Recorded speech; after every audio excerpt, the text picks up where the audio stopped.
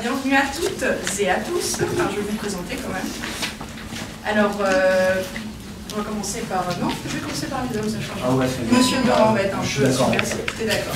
Monsieur Dora, ex et futur professeur de philosophie au lycée Schweitzer, et qui, voilà, qui était là il y a quelques années, qui nous honore de sa présence, donc qui vient exprès, qui travaille actuellement au lycée Eiffel à Gagny, et donc qui est violoniste à 16 heures. Madame Zellweger, que vous connaissez pour la plupart d'entre vous, on a un petit fan club, donc professeur d'allemand et chanteuse émérite, et Madame Ferron, vous connaissez aussi, professeur de mathématiques et pianiste. Voilà, alors le but de cette séance, on l'a déjà, Monsieur Frissina qui filme, vous voyez là-bas, et ses collègues. Donc, Asmani. Merci beaucoup d'être là. Donc le but de cette séance, c'est, vous le savez, d'introduire un nouvel aspect de la parole, l'art de la parole. Donc vous êtes en HLP tous, vous avez tous travaillé sur l'art de la parole. On ouvre un petit peu la parole à la parole musicale. Donc aujourd'hui, on va questionner en fait ce qu'apporte la parole musicale, ce qu'elle a de plus, de moins ou d'autre que la parole verbale. Ça, c'est vu ensemble. Pour ça, vous avez un corpus de poèmes que vous avez donc mis en musique ou inversement, vous verrez. Et donc l'objectif, c'est de faire ressortir un petit peu aujourd'hui tout ce que la musique peut dire. Rappelez-vous la question que je vous ai posée, que dit la musique? C'est un peu la question qu'on va se poser aujourd'hui. Vous avez la chance d'avoir des musiciens incroyables qui vont vous accompagner pendant toute cette recherche. Monsieur Dora, avec ses futurs professeurs de philosophie. Merci Schweitzer. Alors. Merci pour cette introduction, et puis je voudrais vraiment très chaleureusement remercier votre professeur.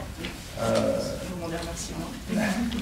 Et remercier aussi Bruno Fressinet et toute son équipe qui sont là pour filmer cette expérimentation, je ne sais pas comment il faut appeler ça, enfin en tout cas cette discussion qu'on va avoir autour de ces magnifiques œuvres. Donc merci Chloé aussi pour ta présentation. Le titre c'est la parole musicale, et tu as dit, je crois, que qu'est-ce que la musique apporte de plus à la parole. Mais si on a ce titre comme ça, surtout s'agissant de la poésie, on pourrait se dire, est-ce que la parole n'est pas déjà musicale en elle-même? C'est-à-dire que est-ce que la poésie c'est pas déjà de la musique? Et la question qu'on va essayer de se poser, c'est effectivement pourquoi un compositeur assez méconnu, hein, Charles Lecoq, c'est la musique qu'on va vous jouer là, c'est un compositeur qui s'appelle Charles Lecoq du 19e siècle, presque contemporain de Charles Baudelaire. Pourquoi il a écrit de la musique, alors qu'on pourrait dire peut-être, excusez-moi j'utilise des mots peut-être un peu philosophiques, mais la poésie déjà c'est un magnifique poème, et la poésie déjà elle se suffit elle-même. Alors quelle différence ça fait que tout d'un coup un musicien compose pour un poème, et est-ce que effectivement ça ne nous permet pas aussi de le comprendre différemment, ou d'en saisir davantage peut-être encore les subtilités? C'est ce qu'on va essayer de voir peut-être en décortiquant un peu la musique. Est-ce que finalement il n'introduit pas, le compositeur, une sorte, on peut appeler ça comme ça, une tension dramatique qui nous permet d'apprécier encore davantage le poème?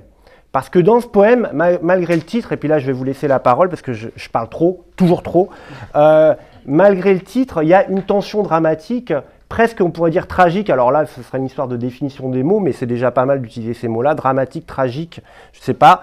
Rien que dans le titre, à mon avis, enfin, c'est ce que je disais tout à l'heure avec ma collègue, c'est que Harmonie du soir, à mon avis, c'est un titre un peu piège. Alors, je vais peut-être qu'avant de finir là-dessus, et puis de laisser la parole à mes collègues, je vais vous laisser la parole. Est-ce que certains ont des choses à dire déjà sur le poème, puisque vous l'avez déjà étudié? Est-ce que vous avez des souvenirs comme ça, des choses qui permettraient d'orienter, puisque le poème va être déclamé tout à l'heure par certains d'entre vous, et on vous remercie. Et si on a demandé cette déclamation à notre collègue, c'est aussi pour que vous puissiez voir la différence entre un poème qui est déclamé, c'est déjà très important, un poème qui est déclamé, ça veut dire que l'institution scolaire, l'école, le lycée, vous dit « Ah, travailler sur des textes ». En fait, c'est stupide. Hein. Parce qu'un poète, quand il écrit ça, c'est bien sûr, c'est pour laisser une trace, mais c'est parce qu'il est tout à fait conscient que, dans l'idéal, ça doit être écouté. C'est déjà de la musique. Et là, ça rejoint la question des arts de la parole. Quand on parle, on développe une certaine musicalité, il y a quelque chose de mélodieux, et vous le savez, quand vous nous écoutez, quand vous écoutez les uns les autres, on a des styles différents de déclamation, et le poète, c'est celui qui porte à son achèvement le fait que la parole est d'abord faite pour être écoutée plutôt que lue. Et d'ailleurs, je crois même qu'au Moyen-Âge, on lisait à voix haute. Tu me dis si je dis des bêtises. On lisait, les gens tout seuls, ils lisaient à voix haute. Mais parce qu'il fallait que ça soit écouté pour être mieux compris. Alors, je vais vous laisser la parole, j'ai trop parlé. Si vous leviez la main. Oui, c'était pour donner comme rappel que chaque première ligne, chaque deuxième ligne, pardon, sont les premières lignes des autres. Oui. Du coup. Et donc, etc. Comme si c'était un rappel de ce qui était dit avant, comme un espèce de refrain. Très bien, bravo. Et d'ailleurs, effectivement, vous allez voir que chaque première ligne, elle est interprétée par le musicien comme le refrain de la mélodie. C'est-à-dire qu'on va entendre constamment la même mélodie qui va revenir. Et quand vous le savez, quand vous écoutez une chanson d'ailleurs, il y a une mélodie qu'on retient et une sorte de ritournelle. Il y a un philosophe qui s'appelle Deleuze qui parle de ritournelle, quelque chose qui revient constamment et de manière un peu obsessionnelle. Et c'est pour ça que je disais tout à l'heure, Harmonie du soir, c'est un titre trompeur. Parce qu'à mon avis, je vais vous laisser la parole, il y a beaucoup d'inquiétudes et beaucoup d'angoisse. Harmonie du soir, ça pourrait être le crépuscule, allez, on est avec son amoureux au bord de la mer et puis on regarde le soleil tomber et puis on trouve ça magnifique et on se dit, bah voilà, tout est réconcilié, le monde est une harmonie. Et en fait, il y a beaucoup, déjà dans le poème de Baudelaire, on pourrait dire le contraire en musique de l'harmonie, ça serait la dissonance, c'est-à-dire des choses qui musicalement, on trouve que ça sonne pas juste, c'est faux, ça fait mal aux oreilles. Et ben Baudelaire, avec tout son génie, parce qu'effectivement c'est très harmonieux son poème, il distille au fur et à mesure que le poème se développe, il distille quelque chose comme une angoisse terrible et qu'on va entendre dans la musique et que le musicien justement met en évidence, et peut-être que on en reparlera tout à l'heure, qu'il met en évidence de sorte que peut-être qu'on lit mieux le poème parce que peut-être qu'on est un peu perdu par le poème lui-même du fait que ça se répète, on a cette espèce de refrain qui, de manière mélodieuse, qui de manière apaisante nous rassure. Et en réalité, le génie de Baudelaire, à mon avis, dans ce poème, c'est que au fur et à mesure, il y a quelque chose d'extrêmement angoissant qui se développe, qui finalement, ça finit par quelque chose de plus réconcilié, on en reparlera tout à l'heure, mais effectivement, c'est le poète du spleen, elle vous en a peut-être parlé, Madame Chavantré, c'est le poète du spleen. Dans Les Fleurs du Mal, il y a une section qui s'appelle Spleen et idéal. Idéal, ça veut dire c'est le monde tel qu'on le rêve, tel qu'on pourrait le rêver, et dans lequel effectivement on serait parfaitement heureux. Et le spleen, chez Baudelaire, c'est le monde de la modernité, c'est le monde des villes, avec son bruit, son fracas, avec les ciels bas, le ciel bas et noir qui pèse sur nos têtes comme un tombeau, je sais pas quoi, c'est quoi, vas-y dis-moi. Quand le ciel bas et lourd pèse comme un couvercle. Voilà, le ciel bas et lourd pèse comme un couvercle. C'est le poète de l'ennui et du désespoir. Et donc il y a cette espèce de conflit permanent dans la poésie de Baudelaire qui fait qu'on peut dire que ce n'est pas un poète romantique du tout. C'est un poète post-romantique. C'est-à-dire que là, c'est ça que je voulais dire, Harmonie du soir, c'est un titre romantique. Et en fait, il nous fait un poème anti-romantique en lui donnant un titre romantique. Je te laisse, vas-y. Ah non, si, c'est pas juste que dire de plus. Oui, bah si, non mais si, c'est qu'Harmonie du soir, on a l'impression effectivement ce que tu as décrit, alors que pas du tout, il y a des dissonances, et Baudelaire a toujours tiraillé entre le spleen et l'idéal, une espèce de dépression mélancolique et l'idéal.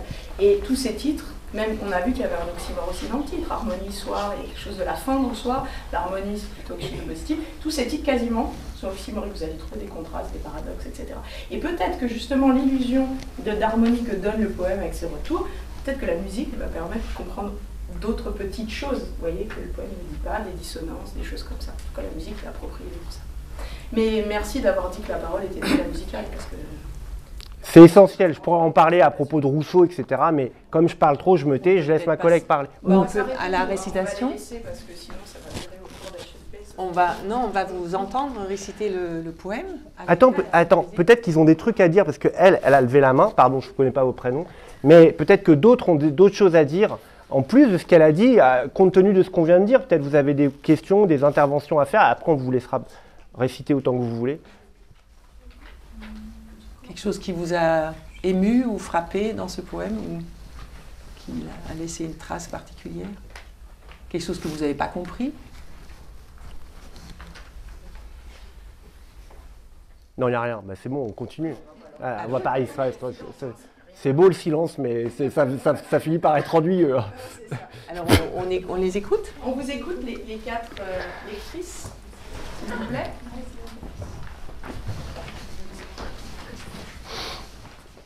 Et merci beaucoup hein, pour la lecture et votre travail. Peut-être que c'est du travail aussi hein, de lire comme ça.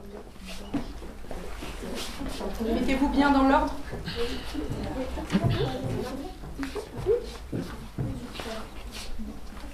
Alors prenez votre temps, hein. On ne se débarrasse pas du poème, rappelez-vous, le but c'est de nous le faire entendre. Donc prenez votre temps, on est entre nous. Harmonie du soir. Voici venir les temps, vibrant sur sa tige, chaque fleur s'évapore, ainsi qu'un encensoir. Les sons et les parfums tournent dans l'air du soir, valse mélancolique et langoureux vertige. Chaque fleur s'évapore, ainsi qu'un encensoir, le violon frémit comme un cœur qu'on afflige, valse mélancolique et langoureux vertige. Le ciel est triste et beau, comme un grand reposoir. Le violon frémit comme un cœur qu'on afflige, un cœur tendre qui est le néant, vaste et noir. Le ciel est triste et beau, comme un grand reposoir. Le soleil s'est noyé dans son sang qui se fige. Un cœur tendre qui est le néant vaste et noir. Du passé lumineux recueille tout vestige. Le soleil s'est noyé dans son sang qui se fige. Tout ce venir en moi, lui comme un ostentoire.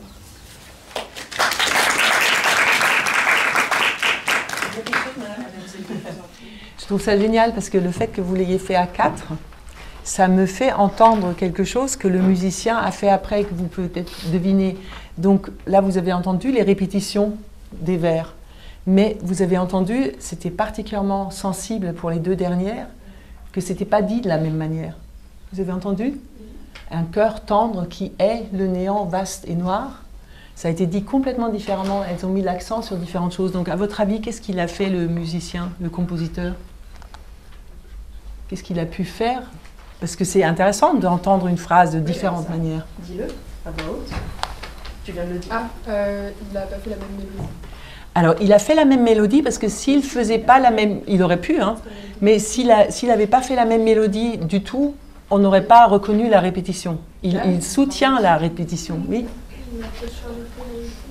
Alors, il aurait pu aussi changer de tonalité, mais effectivement, il a fait une petite variation. Et à vous d'entendre, peut-être je ne vous le dis pas, mais vous allez écouter tout à l'heure, qu'est-ce qu'il a modifié à chaque fois qu'il y a une répétition? Comment on peut modifier autrement que de modifier la mélodie, etc. Mais en tout cas, vous entendez que c'est ça qui apporte quelque chose, une accentuation différente. Vous avez mis en exergue un cœur tendre, et elle a mis en exergue qui est, vous avez dit, qui est le néant vaste et noir. Donc c'est différentes choses qui sont plus importantes. En tout cas, bravo, c'était très... Si je peux ajouter quelque chose.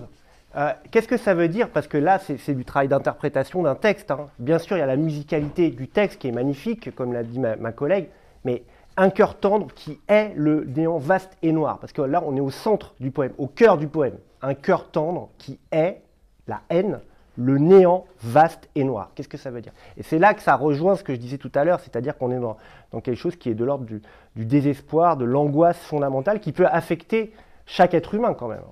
Qu'est-ce que ça veut dire? Un cœur tendre qui déteste le néant vaste et noir. Et vous allez entendre quand on va jouer ce que fait le poète sur le compositeur sur vaste et noir. C'est quoi? Ça veut dire quoi? Qu'est-ce qui est noir, qui est vaste comme le noir et qui peut terrifier tout être humain? Allez, on se dépêche là, parce qu'on ne va pas y passer 3 heures. C'est pas compliqué quand même comme question. Merci. Le vide. Mais quel vide? Le vide de quoi? Aller plus loin, c'est bien, hein, c'est très bien. Là, allez-y. La solitude. Il y a la solitude qui est liée à la perte de quoi? Parce que c'est ça, en fait, on peut penser à ça, c'est très bien la solitude, mais il a raison, c'est pire que la solitude. Parce qu'au moins, s'il vous plaît, quand on est seul, on existe. Tandis que le vide, c'est autre chose, c'est encore plus radical que ça. Vide de sentiments. Vide de sentiments. Vide de sentiments. Il n'y a plus de sentiments. Oui, mais pourquoi? Pour une raison encore plus fondamentale, hein, parce que là, c'est quand même le cœur, il parle de quelque chose qu'il n'évoque jamais, dont il ne met pas le mot dessus. C'est pour ça que c'est génial, ce texte. C'est la perte d'un être cher. Premièrement, un cœur tendre qui est le néant vaste et noir, un être cher a été perdu. Il a été perdu pourquoi? C'est la mort. C'est un poème qui nous parle de la mort du début à la fin. De la terreur de la mort, soit parce qu'on a perdu un être cher, soit parce que c'est une histoire d'amour qu'on a eue avec quelqu'un et qu'on s'en est pas remis. Il y a une séparation, enfin, c'est quand même ça, hein. Il y a eu une séparation brutale. on arrive au terme de l'existence, on s'aperçoit que ce qui était le plus fondamental, l'amour qu'on aurait pu vivre avec quelqu'un, eh ben, en fait, on est passé à côté. Et en plus, c'est de ça qu'il est question dans le poème, et en plus, c'est un cœur tendre qui est le néant vaste et noir. C'est quoi le néant vaste et noir? Oui? Du coup, le néant vaste et noir, le regret, son cœur est quand même rempli de regret. Bah oui, c'est ça. C'est dont on parlait, le spleen aussi. Alors souvent le spleen c'est aussi le remords, mais là c'est le regret, oui c'est très bien, c'est le juste mot. Le regret de toute l'existence passée. Hein. Et c'est pour ça qu'on a ce spectacle, alors on en parlera avec le ciel, le soleil, etc. Parce que le crépuscule du soir, bah, c'est la mort. C'est un symbole quoi, si vous voulez. Voilà, alors maintenant je me tais parce que je parle trop. Alors, donc, Monsieur Dera n'a plus le droit de parole. Et on vous remercie pour ça. Alors, vous avez dit déjà plein de choses, donc à mon avis, on va chanter très vite maintenant. Je voulais juste attirer vos oreilles sur quelques petits détails, parce que d'expérience, c'est plus facile d'écouter si on sait déjà un petit peu à quoi il faut faire attention. Alors, qu'est-ce que je m'étais noté? Oui, vous avez déjà dit cette histoire de... Donc, on récapitule cette histoire de répétition que vous allez essayer d'entendre. Ensuite, à votre avis, dans quel rythme la musique va être écrite? Si vous regardez le texte, vous allez trouver tout de suite. À quel rythme? Il y a un indice dans la première strophe, non? C'est ça? Dans la première strophe, il y a un indice pour le rythme. Oui? Il y a écrit valse, donc c'est à 3 temps. Exactement, ça va être une valse. Une valse, vous savez, une valse qui se danse, hein, 1, 2, 3, où il y a toujours un premier temps qui est un peu accentué et ensuite les deux autres temps qui suivent comme ça. Attends, elle va le faire, elle va leur jouer. Pardon. Donc ça, c'est la première chose qu'on voulait vous faire écouter au début déjà, avant de faire tout le morceau, juste une fois pour que vous l'ayez dans l'oreille.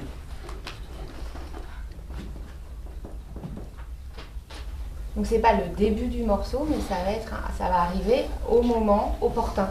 Voilà.